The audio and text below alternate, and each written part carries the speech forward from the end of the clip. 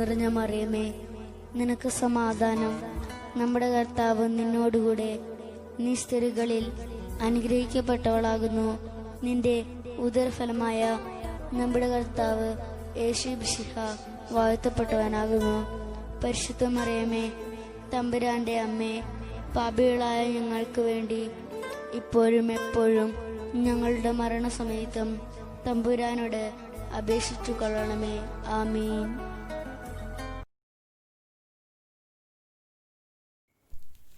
ഈശ്വരശിഹായ്ക്ക് സ്തുതിയായിരിക്കട്ടെ. എന്തൊക്കെയുണ്ട് വിശേഷങ്ങൾ? സന്തോഷമായിരിക്കുന്നു എല്ലാവരും? കഴിഞ്ഞ ക്ലാസ് ഒക്കെ എല്ലാവരും കണ്ടോ? കഴിഞ്ഞ ക്ലാസ്സിൽ നമ്മൾ കേരളത്തിലെ വിവിധ കത്തോലിക്കാ സഭകളുടെ ചരിത്രമാണ് പരിശോധിച്ചുകൊണ്ടിരുന്നത്. ഇന്ന് കേരളത്തിലെ ഇതര സഭകളുടെ ചരിത്രം എന്തൊക്കെയാണ്, എങ്ങനെയാണ് ഈ സഭ രൂപം കൊണ്ടുവന്നത് എന്നൊക്കെ നമുക്കൊന്ന് പരിശോധിച്ചു നോക്കാം. AD 1653 കൂനൻകുരിശ് സത്യത്തോടുകൂടി സഭ രണ്ടായി പിളരുകയും പുത്തൻകൂർ, പഴയകൂർ എന്നീ രണ്ട് സഭാ സമൂഹങ്ങൾ ഉടലെടുക്കുകയും ചെയ്തു എന്ന് നമ്മൾ കഴിഞ്ഞ ആഴ്ചയിൽ കണ്ടു, അല്ലെ? ഈ പുത്തൻകൂർ സഭാ സമൂഹത്തിൽപ്പെട്ട യാക്കോബായ ഓർത്തഡോക്സ് സഭാ സമൂഹങ്ങളുടെ ചരിത്രമാണ് നമ്മൾ ഇന്ന് ആദ്യമായിട്ട് പരിശോധിക്കാനായിട്ട് പോകുന്നത്. കൂനൻകുരിശ് സത്യത്തിന് ശേഷം പിന്നെ എന്താ നടന്നത്? 12 വൈദികർ ഒരുമിച്ച് ചേർന്ന് ഒരു വൈദികനെ മെത്രാനായി അഭിഷേകം ചെയ്തു. അദ്ദേഹത്തിന് മാർത്തോമ ഒന്നാമൻ എന്ന പേര് നൽകുകയും ചെയ്തു. ഈ മെത്രാഭിഷേകമൊക്കെ നടന്നെങ്കിലും അദ്ദേഹത്തിനും ജനങ്ങൾക്കും കൃത്യമായിട്ട് അറിയാമായിരുന്നു ഈ മെത്രാൻ സ്ഥാനം ശരിയല്ലെന്ന്.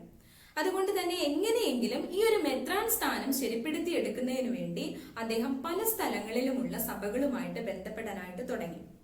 അങ്ങനെ AD 1665 ജെറുസലേമിൽ നിന്ന് മാർ ഗ്രിഗോറിയോസ് എന്ന യാക്കോബായ മെത്രാപ്പോലീത്ത ഇവിടെ വരികയും ഇവിടെയുള്ള പുത്തൻകൂർ സമുദായത്തെ ഒരുമിച്ച് നിർത്തുകയും ഇവിടുത്തെ ആ സഭയ്ക്ക് നേതൃത്വം കൊടുക്കുകയും ചെയ്തു.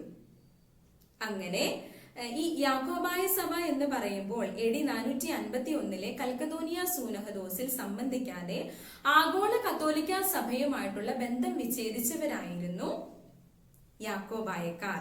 അതുകൊണ്ട് തന്നെ ഇവിടെ ഉണ്ടായിരുന്ന പുത്തൻകൂറുകാർക്കും ആഗോള സഭ കത്തോലിക്ക സഭയുമായിട്ടുള്ള ബന്ധം നഷ്ടപ്പെട്ടു. യാക്കോബായ സഭയ്ക്കും അങ്ങനെ ഒരു ബന്ധം ഉണ്ടായിരുന്നില്ല. അതുകൊണ്ട് തന്നെ കത്തോലിക്ക സഭയുമായിട്ട് യാതൊരു സംസർഗവും ഇല്ലാതെയാണ് യാക്കോബായ സഭ മുൻപോട്ട് പോയിക്കൊണ്ടിരുന്നത്. AD 1876 മുളന്തുരുത്തി സൂനഹദോസിന് ശേഷം പിന്നീട് യാക്കോബായ സഭയിൽ ഉപയോഗിച്ചുകൊണ്ടിരുന്ന അന്തോക്യൻ ആരാധനക്രമം ഇവിടെ എല്ലാവരും ഉപയോഗിക്കുവാനായിട്ട് തുടങ്ങി. അങ്ങനെ കേരളത്തിൽ 3 പ്രധാനപ്പെട്ട ആരാധനക്രമങ്ങൾ പൊതുവെ ഉപയോഗിക്കാനായിട്ട് തുടങ്ങി. ഒന്ന്, പുരാതനമായിട്ട് ഉപയോഗിച്ചുകൊണ്ടിരുന്ന കൽദായ സുറിയാനി ആരാധനക്രമം. മിഷണറിമാരുടെ വരവോടുകൂടി ഉടലെടുത്ത ലത്തീൻ ആരാധനക്രമം. പിന്നീട് അന്തോക്യൻ ആരാധനക്രമം. അങ്ങനെ വലിയ ബുദ്ധിമുട്ടുകളും പ്രശ്നങ്ങളും ഒന്നുമില്ലാതെ സഭ മുന്നോട്ട് പോയിക്കൊണ്ടിരിക്കുന്ന സമയത്ത് 1911 അന്ത്യോക്യയിൽ നിന്ന് അബ്ദുള്ള എന്ന ഒരു പാത്രിയാർക്കീസ് കേരളം സന്ദർശിക്കാനായിട്ട് കടന്നു വന്നു. ആ സമയത്ത് വളരെ സന്തോഷത്തോടുകൂടി വളരെയധികം പുരോഗമനം ഉണ്ടായിരുന്ന ഈ സഭയിൽ ആത്മീകമായിട്ടും ഭൗതികമായിട്ടും വളർച്ചയുടെ പാതയിലായിരുന്ന ഈ പുത്തൻകൂർ സമുദായത്തെ എന്ന് പറഞ്ഞാൽ യാക്കോബായ സഭയുടെ ആ ഒരു ചൈതന്യം കണ്ട് അതിൽ ആകൃഷ്ടനായ പാത്രിയാർക്കീസ് ഇവിടെയുള്ള സഭയുടെ ആത്മീകവും ഭൗതികവുമായിട്ടുള്ള എല്ലാ അധികാരവും തനിക്ക് എഴുതി തരണമെന്ന് അന്നത്തെ യാക്കോബായ സഭയുടെ മെത്രാപ്പോലീത്തയായിരുന്ന പട്ടശ്ശേരിൽ മാർ ദിവന്യാസ്യൂസ് പിതാവിനോട് ആവശ്യപ്പെട്ടു. പക്ഷേ ആ ആവശ്യം അംഗീകരിച്ചു കൊടുക്കാൻ അദ്ദേഹം തയ്യാറായിരുന്നില്ല. അങ്ങനെ സഭ വീണ്ടും ഒരു പിളർപ്പിന് സാക്ഷ്യം വഹിക്കുകയാണ്. അതോടുകൂടി അബ്ദുള്ള പാത്രിയാർക്കീസ് ഇവിടെ ഉണ്ടായിരുന്ന ദിവന്യാസ്യൂസ് മെത്രാപ്പോലീത്തയെ മുടക്കുകയും മാർ കുറിലോസിനെ യാക്കോബായ സഭയുടെ ചുമതല ഏൽപ്പിക്കുകയും ചെയ്തു. പാത്രിയാർക്കീസിനോട് ചേർന്ന് നിന്ന ഒരു കൂട്ടം ആളുകൾ ബാവ കക്ഷിക്കാർ എന്നും മുടക്ക് നേരിടേണ്ടി വന്ന വട്ടശ്ശേരിൽ മാർ ദിവന്യാസ്യൂസ് പിതാവിനോട് ചേർന്ന് നിന്ന മറ്റൊരു കൂട്ടം ആളുകൾ മെത്രാൻ കക്ഷിക്കാർ എന്ന പേരിലും അറിയപ്പെടാനായിട്ട് തുടങ്ങി. ഈ ബാവ കക്ഷിക്കാരാണ് പിന്നീട് യാക്കോബായക്കാർ എന്ന പേരിൽ അറിയപ്പെട്ടത്. മെത്രാൻ കക്ഷിക്കാർ ഓർത്തഡോക്സ് എന്ന പേരിലും അറിയപ്പെടാനായിട്ട് തുടങ്ങി. അങ്ങനെ സഭയിൽ വലിയൊരു പിളർപ്പിന് വീണ്ടും ചരിത്രം സാക്ഷ്യം വഹിച്ചു. അതിനുശേഷം പിന്നീട് ഈ രണ്ട് സഭാ സമൂഹങ്ങളും അങ്ങനെ തന്നെ രണ്ട് തട്ടുകളിലായിട്ട് വഴക്കും വ്യവഹാരങ്ങളും ഒക്കെ ആയിട്ട് മുൻപോട്ട് പോയി. ഈ കേരളത്തിലുള്ള യാക്കോബായ സഭയെ മുൻപോട്ട് നയിക്കുന്നതിനും ഇവിടുത്തെ ആത്മീയ ഭൗതിക കാര്യങ്ങളെല്ലാം മുൻപോട്ട് കൊണ്ടുപോകുന്നതിനും വേണ്ടി അന്ത്യോക്യയിൽ നിന്നും പാത്രിയാർക്കീസ് ഇവിടെ ഒരു കാതോലിക്ക ബാവയെ വാഴിച്ചു കൊടുക്കുകയും യാക്കോബായ സഭയുടെ മുഴുവൻ ചുമതലയും അധികാരവും അദ്ദേഹത്തെ ഏൽപ്പിക്കുകയും ചെയ്തു. അതേസമയം നമ്മുടെ വട്ടശ്ശേരിൽ മാർ ദിവന്യാസ്യോസ് പിതാവ് മുടക്കിന് അധീനനായി ആകെ വിഷമിച്ച് കഴിയുന്ന ഒരു സമയമാണ്. അദ്ദേഹത്തിന്റെ മുടക്ക് അഴിക്കുന്നതിന് വേണ്ടിയുള്ള പരിശ്രമങ്ങളും നടന്നുകൊണ്ടിരുന്നു. അന്ത്യോക്യയിൽ നിന്ന് തന്നെയുള്ള മുൻ പാത്രിയാർക്കീസ് ആയിരുന്ന അബ്ദേദ് മിശിഹ പാത്രിയാർക്കീസ് ഇവിടെയുള്ള സഭയിലെ മെത്രാന്മാരുടെ പ്രവർത്തന ഫലമായിട്ട് പാത്രിയാർക്കീസ് ഇവിടെ വരികയും സ്വയംഭരണ അധികാരമുള്ള ഒരു കാതോലിക്കേറ്റ് ഇവിടെ സ്ഥാപിക്കുകയും ചെയ്തു. ഇവിടെ ഒരു കാതോലിക്ക ബാവയെയും സ്ഥാപിച്ചു കൊടുത്തു. അങ്ങനെ പിന്നീട് കാലാകാലങ്ങളിൽ ഈ ഓർത്തഡോക്സ് സമൂഹം, മെത്രാൻ കക്ഷിക്കാർ എന്ന അറിയപ്പെട്ടിരുന്ന ഓർത്തഡോക്സ് സമൂഹവും ബാവ കക്ഷിക്കാർ എന്നറിയപ്പെട്ടിരുന്ന യാക്കോബായ സമൂഹവും ഒരുപോലെ വളർന്ന് മുൻപോട്ട് വരാനായിട്ട് തുടങ്ങി. ഇന്നും നമുക്കറിയാം ഈ രണ്ട് കക്ഷികളും തമ്മിലുള്ള വഴക്കുകളും വ്യവഹാരങ്ങളും എല്ലാം നിത്യസംഭവങ്ങളാണ്.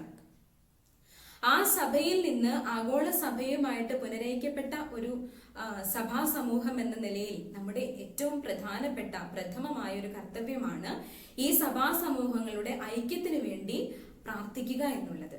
അത് നമ്മുടെ പ്രധാനവുമായ കർത്തവ്യം കൂടിയാണ്. ഇനി നമുക്ക് വീണ്ടും ചരിത്രത്തിലേക്ക് തിരിച്ചു വരാം. ഇങ്ങനെ ഇരിക്കുന്ന സമയത്ത് AD 1772 ജെറുസലേമിൽ നിന്ന് വന്ന, അന്ത്യോക്യയിൽ നിന്ന് വന്ന മാർ ഗ്രിഗോറിയോസ് എന്ന മെത്രാപ്പോലീത്ത കാട്ടുമങ്ങാട്ട് അബ്രഹാം റംബാനെ ഇവിടുത്തെ മാർ കുറിലോസ് എന്ന പേരിൽ ഒരു മെത്രാപ്പോലീത്തയായി യാക്കോബായ സഭയിൽ വാഴിച്ചു കൊടുത്തു. പക്ഷേ അന്ന് യാക്കോബായ സഭയുടെ തലവനായിരുന്ന ദിവന്യാസ്യോസ് പിതാവിന് ഇത് അംഗീകരിക്കാനായിട്ട് സാധിച്ചില്ല. അദ്ദേഹം ഈ കുറിലോസ് പിതാവിനെ മുടക്ക് നേരിട്ട ഈ കുറിലോസ് പിതാവ് തൃശൂരിലേക്ക് വരികയും അവിടെ അടുത്ത തൊഴിയൂർ എന്നൊരു സ്ഥലത്ത് വന്ന് താമസിക്കുകയും അവിടെ ഒരു മലബാർ സ്വതന്ത്ര സുറിയാനി സഭ എന്ന സഭയ്ക്ക് രൂപം കൊടുക്കുകയും ചെയ്തു. ആ സഭയാണ് ഇന്ന് തൊഴിയൂർ സഭ എന്ന പേരിൽ അറിയപ്പെട്ടുകൊണ്ടിരിക്കുന്ന സഭ. വളരെ കുറച്ച് ആളുകൾ മാത്രമാണ് ഈ സഭാ സമൂഹത്തിലുള്ളത്. അന്ത്യോക്യൻ ആരാധനക്രമമാണ് ഇവർ പിന്തുടർന്നുകൊണ്ട് പോരുന്നത്. നമ്മളിപ്പോൾ യാക്കോബായ സഭയുടെയും ഓർത്തഡോക്സ് സഭയുടെയും തൊഴിയൂർ സഭയുടെയും ചരിത്രത്തിലൂടെ കടന്നു വരികയായിരുന്നു. ഇനി നമ്മൾ കാണാനായിട്ട് പോകുന്നത് കൽദായ സുറിയാനി സഭയുടെ ചരിത്രമാണ്. അത് തൃശൂർ ഭാഗത്ത് മാത്രം കാണപ്പെടുന്ന സുറായിക്കാർ എന്ന പേരിൽ അറിയപ്പെടുന്ന ഒരു സഭാ സമൂഹമാണ്. അവരുടെ ചരിത്രമാണ് ഇനി നമ്മൾ കാണാനായിട്ട് പോകുന്നത്. കൂനൻകുരിശ് സത്യത്തോടെ രണ്ട് സഭാ സമൂഹങ്ങൾ ഉണ്ടായി എന്നൊക്കെ നമ്മൾ പഠിച്ചല്ലോ. അതിലെ പഴയ കൂറ്റുകാരുടെ ഇടയിൽ വീണ്ടും ചില പ്രശ്നങ്ങളൊക്കെ ഉണ്ടായിരുന്നു. അവർ ഈ ലത്തീൻ മിഷണറിമാരുടെ അവരുടെ ആരാധനക്രമങ്ങളോ അവർ പറയുന്ന കാര്യങ്ങളോ അതിനോടൊന്നും പൊരുത്തപ്പെട്ടു പോകാൻ കഴിയാത്ത ഒരു കൂട്ടം ആളുകൾ പഴയ കൂറ്റുകാരുടെ ഇടയിലും ഉണ്ടായിരുന്നു. അവർ ഈ പാശ്ചാത്യ മിഷണറിമാർ എന്ന് പറഞ്ഞാൽ ലത്തീൻ മിഷണറിമാരുടെ ഭരണം ഇഷ്ടപ്പെട്ടില്ല. അങ്ങനെ അവർ കുറച്ച് പേർ ഒരുമിച്ച് ചേർന്ന് പൗരസ്ത്യ മിഷണറിമാരെ തങ്ങൾക്ക് ലഭിക്കുന്നതിന് വേണ്ടിയിട്ടുള്ള പരിശ്രമങ്ങൾ നടത്തിക്കൊണ്ടിരുന്നു. അതിന്റെ ഫലമായിട്ട് AD 1861 റോക്കോസ് എന്ന ഒരു മെത്രാപ്പോലീത്ത ഇവിടെ കടന്നു വന്നു. പക്ഷെ അദ്ദേഹം പൗരസ്ത്യ മെത്രാപ്പോലീത്ത ആയിരുന്നതുകൊണ്ട് ഇവിടെ ഉണ്ടായിരുന്ന പാശ്ചാത്യ മിഷണറിമാർ അദ്ദേഹത്തെ അംഗീകരിച്ചില്ല. അവർ അദ്ദേഹത്തെ ഇവിടെ നിന്ന് തിരിച്ചയച്ചു. AD 1862 അദ്ദേഹത്തെ ഇവിടുന്ന് തിരിച്ചയച്ചു. അതിൽ ജനങ്ങൾ അസംതൃപ്തരായി. എന്നിരുന്നാലും അവർ വീണ്ടും പൗരസ്ത്യ മിഷണറിമാരെ ലഭിക്കുന്നതിന് വേണ്ടിയുള്ള ശ്രമം തുടർന്നുകൊണ്ടിരുന്നു. അതിന്റെ ഫലമായിട്ട് AD 1874 മേലൂസ് എന്നൊരു മെത്രാപ്പോലീത്ത ഇവിടെ കടന്നു വരാൻ ഇടയായി. പക്ഷേ ലത്തീൻ മിഷണറിമാരുടെ പ്രവർത്തന ഫലമായിട്ട് അദ്ദേഹത്തിനും ഇവിടെ സ്വതന്ത്രമായിട്ട് മുൻപോട്ട് പോകാനായിട്ട് സാധിച്ചില്ല. അവർ അദ്ദേഹത്തെയും മടക്കി അയച്ചു. ഇതിൽ കുപിതരായ ആളുകൾ, ഒരു കൂട്ടം ആളുകൾ ഒരുമിച്ച് ചേർന്ന് രൂപം കൊടുത്ത സഭയാണ് കൽദായ സുറിയാനി സഭ. തൃശൂർ ഭാഗത്തുള്ള കുറെ കുടുംബങ്ങൾ ഒരുമിച്ച് ചേർന്നാണ് ഈ സഭയ്ക്ക് രൂപം കൊടുത്തിരിക്കുന്നത്. അവർ ഉപയോഗിക്കുന്നത് കൽദായ സുറിയാനി ആരാധനക്രമമാണ് അവർ ഉപയോഗിച്ചുകൊണ്ടിരിക്കുന്നത്. ഇതിനിടയിൽ 18ാം നൂറ്റാണ്ടോടുകൂടി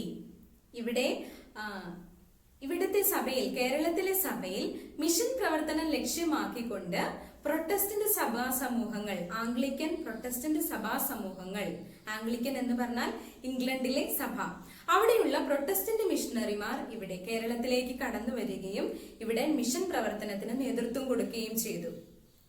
ആദ്യകാലങ്ങളിൽ കേണൽ മൺട്രോയുടെ നേതൃത്വത്തിൽ പുത്തൻകൂർ സമുദായത്തിന്റെ ഇടയിൽ പ്രവർത്തിക്കാനായിട്ട് അവർക്ക് സാധിച്ചു.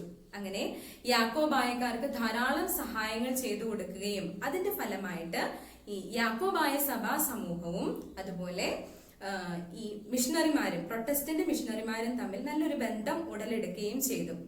അങ്ങനെ പ്രൊട്ടസ്റ്റന്റ് മിഷണറിമാർ നമ്മുടെ പുത്തൻകൂർ സമുദായത്തിലെ പള്ളികളിൽ പോയി പ്രസംഗിക്കുന്നതിനും അവരുടെ ആശയങ്ങൾ, പ്രൊട്ടസ്റ്റന്റ് ആശയങ്ങൾ യാക്കോബായ സഭാ സമൂഹത്തിന്റെ ഇടയിൽ അവര് പ്രസംഗിക്കുന്നതിനും ഒക്കെ ഇടയായി. അതിനിടയിൽ അവർ പ്രചരിപ്പിച്ച കാര്യങ്ങളാണ് മാതാവിനോടും വിശുദ്ധരോടുമുള്ള വണക്കം ശരിയല്ല, അത് തെറ്റാണ്, അത് ഉപേക്ഷിക്കണമെന്നും മരിച്ചുപോയവർക്ക് വേണ്ടി പ്രാർത്ഥിക്കേണ്ട ആവശ്യമില്ലെന്നും അതുപോലെ നമ്മൾ അവരുപയോഗിച്ചുകൊണ്ടിരുന്ന കുർബാന തക്സ തെറ്റാണ്, അത് ഉപയോഗിക്കാൻ പാടില്ല, അത് മാറ്റണം എന്നിങ്ങനെയുള്ള കാര്യങ്ങളൊക്കെ അവർ അവരുടെ പ്രസംഗങ്ങളിൽ ഉൾപ്പെടുത്താനായിട്ട് തുടങ്ങി. ഇക്കാര്യങ്ങളെല്ലാം മെത്രാപ്പോലീത്തമാരുടെ അവരുടെ ശ്രദ്ധയിൽപ്പെട്ടതിന്റെ ഫലമായിട്ട് 1836 മാവേലിക്കരയിൽ വെച്ച് ഒരു സുനഹദോസ് കൂടുകയും അവിടെ എടുത്ത തീരുമാനത്തിൻ പ്രകാരം പ്രൊട്ടസ്റ്റന്റ് സഭകളുമായിട്ടുള്ള എല്ലാ ബന്ധങ്ങളും അവസാനിപ്പിക്കുവാൻ യാക്കോബായക്കാർ തീരുമാനിക്കുകയും ചെയ്തു. പക്ഷേ ഇങ്ങനെ തീരുമാനിച്ചെങ്കിലും പ്രൊട്ടസ്റ്റന്റ് സഭാ സമൂഹങ്ങളോടും അവരുടെ ആശയങ്ങളോടും ചേർന്ന് നിന്ന കുറെ ആളുകൾ അവരോട് ചേർന്ന് യാക്കോബായ സഭയുമായിട്ടുള്ള ബന്ധം ഉപേക്ഷിച്ച് ഈ പ്രൊട്ടസ്റ്റന്റുകാരുടെ കൂടെ ചേർന്നു. അതിനുശേഷം പിന്നീട് പല സഭകളിൽ നിന്നുള്ള ആളുകൾ, മിഷണറിമാർ ഇവിടെ വന്ന്, പ്രൊട്ടസ്റ്റന്റ് മിഷണറിമാർ ഇവിടെ വന്ന് സുവിശേഷം പ്രസംഗിക്കുന്നതിന് ഇടയായി. അതിന്റെ ഫലമായിട്ട് പ്രിസ്ബിറ്റേറിയൻ, കോൺഗ്രിഗേഷണൽ, ആംഗ്ലിക്കൻ, മെത്തഡിസ്റ്റ് എന്നീ 4 പ്രൊട്ടസ്റ്റന്റ് സഭകൾ യോജിച്ച് 1947 സെപ്റ്റംബർ 27 ഒരു സഭയായി CSI എന്നാൽ ചർച്ച് ഓഫ് സൗത്ത് ഇന്ത്യ എന്ന പേരിൽ അറിയപ്പെട്ടു. CSI സഭയിൽ നിന്നും 1964 വേർപിരിഞ്ഞു പോയവരാണ് CMS ആംഗ്ലിക്കൻ മഹാ ഇടവക. അങ്ങനെ മറ്റൊരു സഭാ സമൂഹം കൂടി നിലവിൽ വരികയാണ്. ഏതാണ് ആ സഭാ സമൂഹം? CSI സഭാ സമൂഹം. ഇനി നമ്മൾ പഠിക്കുവാനായിട്ട് പോകുന്നത് മറ്റൊരു പ്രധാനപ്പെട്ട സഭാ സമൂഹത്തിന്റെ ചരിത്രമാണ്. ഏതാണെന്ന് ഊഹിക്കാമോ? മാർത്തോമാ സഭയുടെ ചരിത്രമാണ് ഇനി നമ്മൾ പഠിക്കാനായിട്ട് പോകുന്നത്. യാക്കോബായ സഭയും പ്രൊട്ടസ്റ്റന്റ് മിഷണറിമാരും തമ്മിലുള്ള ബന്ധം വേർപെടുത്തിയെങ്കിലും ഈ പ്രൊട്ടസ്റ്റന്റ് ആശയങ്ങൾ യാക്കോബായ സഭക്കാരുടെ ഇടയിൽ നിലനിന്നിരുന്നു. അതിന് ചുക്കാൻ പിടിച്ച വ്യക്തിയായിരുന്നു അബ്രഹാം മൽപ്പാൻ. തന്റെ ആശയങ്ങൾ മുൻപോട്ട് കൊണ്ടുപോകണമെങ്കിൽ ഒരു മെത്രാപ്പോലീത്ത ആവശ്യമാണെന്ന് മനസ്സിലാക്കിയ അദ്ദേഹം 1841 മാത്തൻ ഷമാസിനെ ഇവിടെ നിന്ന് പശ്ചിമേഷ്യയിലെ യാക്കോബായ പാത്രിയാർക്കീസിന്റെ അടുക്കിലേക്ക് അയക്കുകയും അവിടെ വെച്ച് അദ്ദേഹത്തെ മെത്രാനായി അഭിഷേകം ചെയ്ത് സർവ്വ അധികാരങ്ങളോടും കൂടി കേരളത്തിലേക്ക് തിരിച്ചയക്കുകയും ചെയ്തു. മാത്യൂസ് മാർ അത്തനാസ്യൂസ് എന്ന പേരാണ് അദ്ദേഹം സ്വീകരിച്ചത്. അങ്ങനെ സർവ്വ അധികാരങ്ങളോടും കൂടി അദ്ദേഹം, മാത്യൂസ് മാർ അത്തനാസ്യൂസ്, ഇവിടെ എത്തുന്ന സമയത്ത് ഇവിടെ യാക്കോബായ സഭയുടെ മെത്രാപ്പോലീത്തയായിരുന്നത് ചേപ്പാട്ട് മാർ ദിവന്യാസ്യൂസ് മെത്രാപ്പോലീത്തയായിരുന്നു. കേസും വഴക്കുകളും ഒക്കെ ആയി മുൻപോട്ട് പോയി. അങ്ങനെ കേസിൽ വിജയിച്ചതുകൊണ്ട് മാത്യൂസ് മാർ അത്തനാസ്യൂസ് കേരളത്തിലെ യാക്കോബായ സഭയുടെ അധികാരം ഏറ്റെടുത്തു. ഇതിനിടയിൽ 1868 അബ്രഹാം മൽപ്പാൻ തന്റെ മകനായ തോമസിനെ തോമസ് മാർ അത്തനാസിയോസ് എന്ന പേര് കൊടുത്തുകൊണ്ട് അദ്ദേഹത്തെ സഹായമെത്രാനാക്കി മാറ്റി.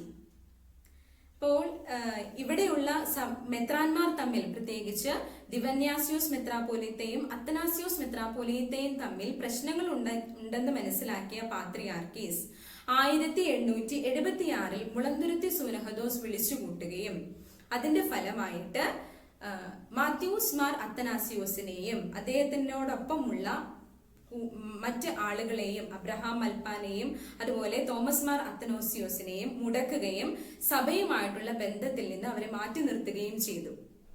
അങ്ങനെ അവർ സഭയിൽ നിന്ന് മാറി മാരാമൺ എന്ന സ്ഥലത്ത് ഒരുമിച്ച് കൂടുകയും ഒരു നവീകരണ സഭയ്ക്ക് തുടക്കം കുറിക്കുകയും ചെയ്തു. ഈ സഭയാണ് മാർത്തോമാ സഭ എന്നുള്ള പേരിൽ ഇന്ന് അറിയപ്പെട്ടുകൊണ്ടിരിക്കുന്നത്. അവർ ഉപയോഗിക്കുന്നത് അന്തോക്യൻ ആരാധനക്രമവും അവർ പിന്തുടർന്നു പോരുന്ന വിശ്വാസം പ്രൊട്ടസ്റ്റന്റ് വിശ്വാസവുമാണ്. ഇനി നമ്മൾ കാണാനായിട്ട് പോകുന്നത് ലൂഥറൻ സഭയാണ്.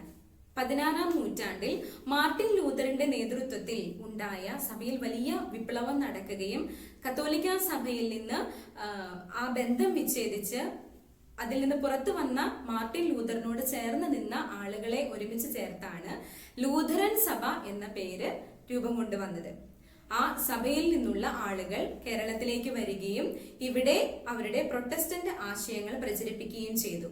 അതിന്റെ ഫലമായിട്ട് രൂപം കൊണ്ട സഭയാണ് ലൂഥറൻ സഭ. അതുപോലെ തന്നെ മറ്റൊരു സഭയാണ് ബാപ്റ്റിസ്റ്റ് സഭ. പ്രൊട്ടസ്റ്റന്റ് ആശയങ്ങൾ തന്നെ ഉള്ള ഒരു സഭയാണിത്. ആംഗ്ലിക്കൻ മിഷണറിമാര് ഇവിടെ വരികയും അവരുടെ ആശയങ്ങൾ, പ്രൊട്ടസ്റ്റന്റ് ആശയങ്ങൾ ഇവിടുത്തെ സഭാ സമൂഹങ്ങളുടെ ഇടയിൽ പ്രചരിപ്പിക്കുകയും ചെയ്തു. അതിന്റെ ഫലമായിട്ട് രൂപം കൊണ്ട സഭയാണ് ബാപ്റ്റിസ്റ്റ് സഭകൾ. പിന്നീടുള്ളത് സാൽവേഷൻ ആർമി.